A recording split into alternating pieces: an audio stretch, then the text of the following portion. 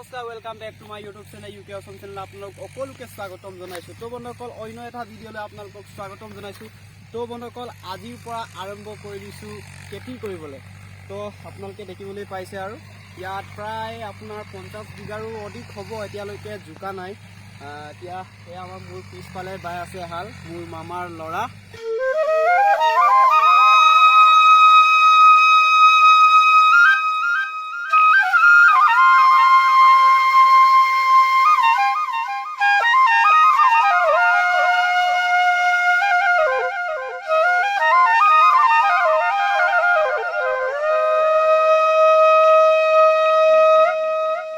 তিনিটা হ'ব।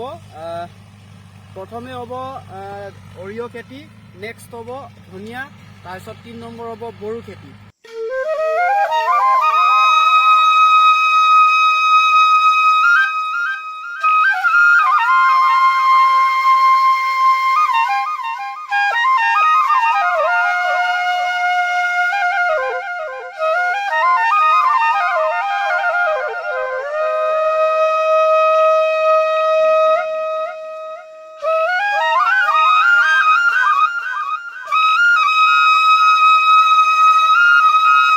কিমান বিঘা কিমানকে হাল বাইছে সুধি ল'ম।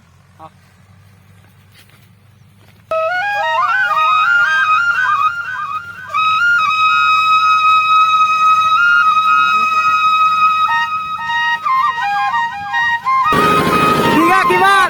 400 টকা। 400 টকা। তো গাইজ, প্ৰথমবাৰৰ কাৰণে আজি ট্ৰেক্টৰ চলাম। তো আপোনালোকে ভিডিঅ'টো শেষলৈকে চাই থাকিব, আৰু যদি আপোনালোকৰ যদি ভাল লাগে তেনেহ'লে বন্ধুবৰ্গলৈ আপোনালোকে শ্বেয়াৰ কৰি দিব।